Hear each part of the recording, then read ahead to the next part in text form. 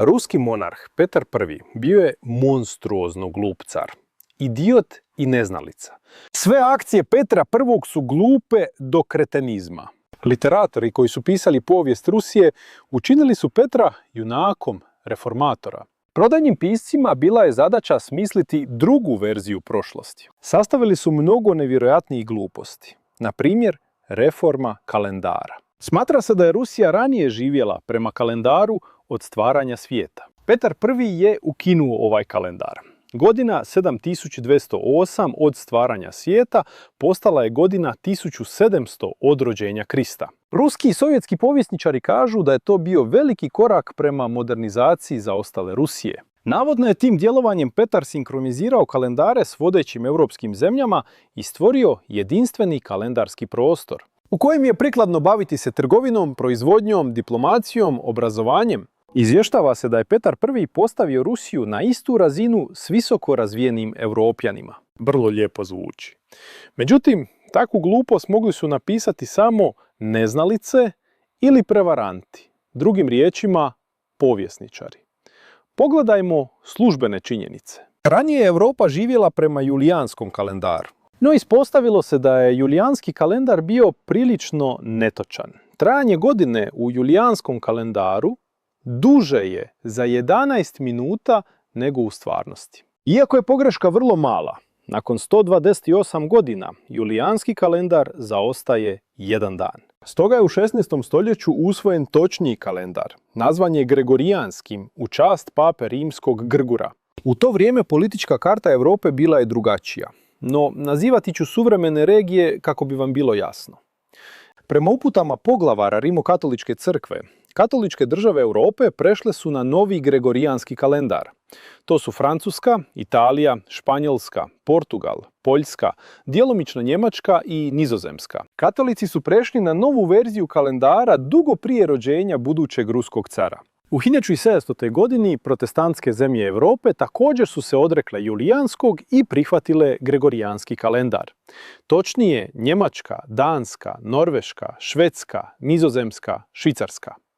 Navodim regije prema suvremenoj geografiji, ali u Rusiji glupi Petar I uvodi zastarjeli julijanski kalendar, od kojeg su odustale sve razvijene zemlje Europe. Te su zemlje služile Petru I kao uzor, na njih se oslanjao, njih je uzimao za primjer za reformaciju zaostale Rusije, tako kažu povjesničari. No kalendarska reforma Petra nije stvorila jedinstveni kalendarski prostor s Europljanima. Nije poboljšala odnose, jer su datumi onako ispali različiti. Europa je živjela po gregorijanskom kalendaru, Rusija po julijanskom. Razlika između kalendara na početku 18. stoljeća iznosila je 11 dana. Promjena kalendara je vrlo složen događaj. Potrebno je preraditi ogromnu količinu dokumentacije. Potrebno je naviknuti sve građane na novi poredak. To je teško, to je skupo, to je naporno, to dugoročno ometa rad javnih mehanizama. Ako se provodi kalendarska reforma, treba uzeti najbolji, najtočniji, najnoviji kalendar, gregorijanski. Tako velike društvene promjene kao što je reforma kalendara pripremaju se vrlo dugo. Prvo se dugo raspravlja o tome isplati li se novina onih neugodnosti i troškova koji će nastati tijekom i nakon reforme. Uvijek ima pristalica, uvijek ima protivnika. Zatim se o budućoj reformi unaprijed obavještava cijelo stanovništvo, kako bi se mogli pripremiti. Petar I nije mogao ne znati da polovica Europe živi prema novom gregorijanskom kalendaru, a druga polovica se priprema da na njega pređe. Ali veliki ruski reformator odabrao je zastarjeli julijanski kalendar. Rusija je mogla uskladiti kalendare samo s Grčkom, Bugarskom, Rumunjskom i Srbijom. Nisu prešli na gregorijanski kalendar. Povijest ne smatra te države vodećim zemljama Europe u to vrijeme.